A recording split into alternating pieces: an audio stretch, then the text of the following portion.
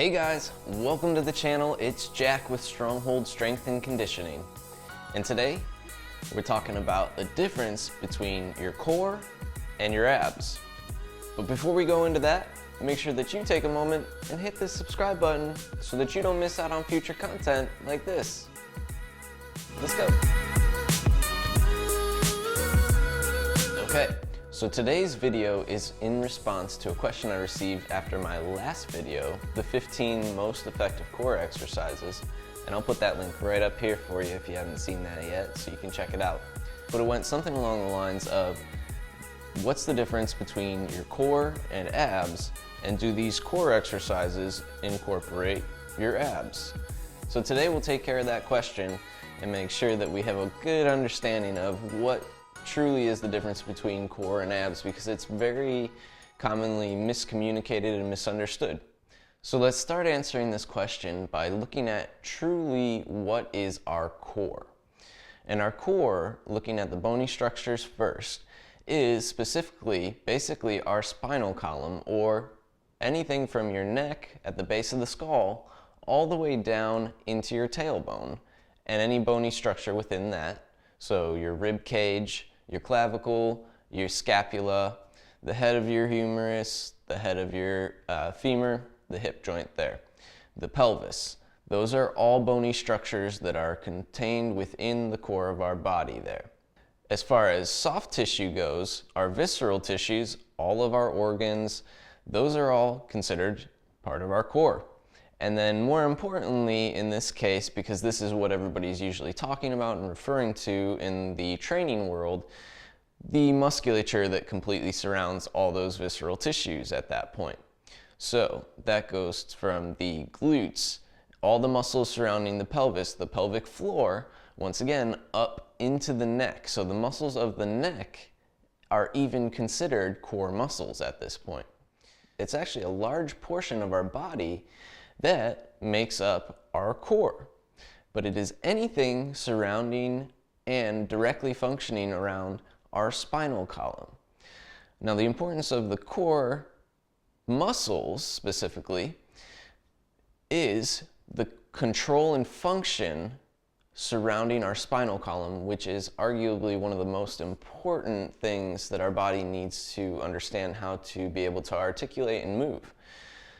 I can live without an arm. I still have one good one and two good legs. If you give me an injury to my spinal column, I am in some pretty deep doo-doo at that point. So now, knowing and understanding what the core is specifically, it should make a little more sense how the abs fit into this and where maybe some of the confusion is beginning.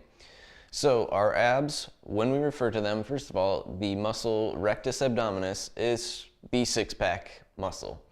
That's what most people are concerned about and talking about and focused on when they talk about their core training. A lot of times they're specifically isolating out the abdomen because there's such a heavy focus on six-pack abdomen in our society. The abs are part of your core, but they do not make up your whole core, which is where you can actually have a six-pack, and your six-pack could show very well, but you could have a weak core and a non-functional core. A core that does not serve you well when you're carrying a load, such as, a wheelbarrow or a heavy bag on your shoulder, or lifting any functional daily activity in and around the house, where you're not able to stabilize or protect the spinal column when you're moving. That shows weakness in the core, regardless of how strong your abdomen are. Just on the other side of it, you could also have a strong core, but not have a six-pack.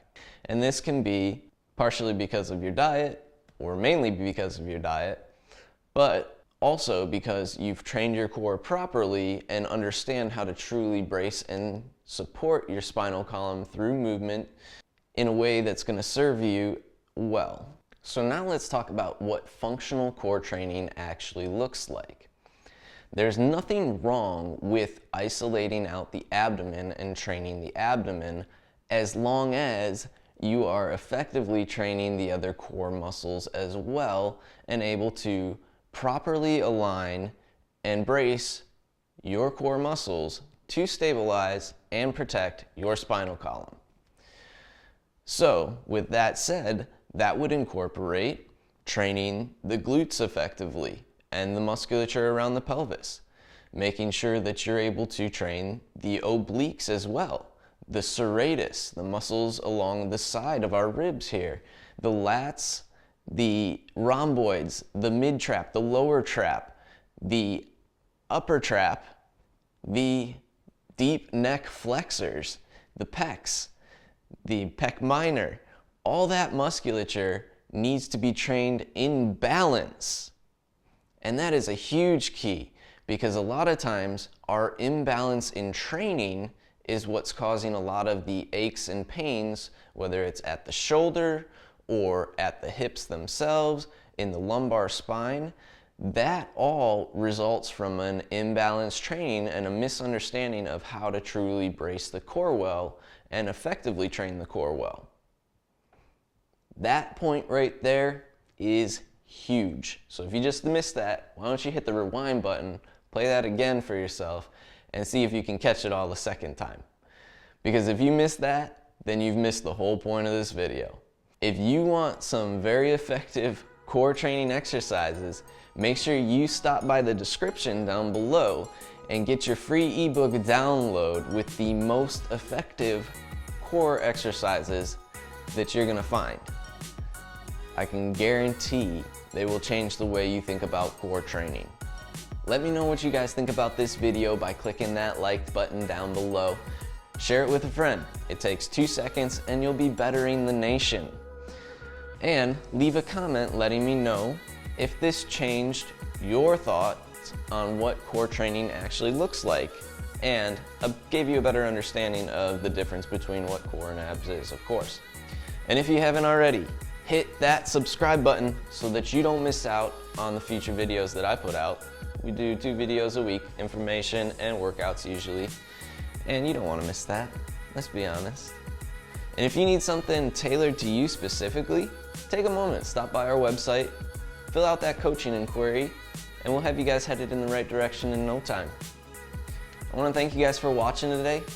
We'll catch you next time.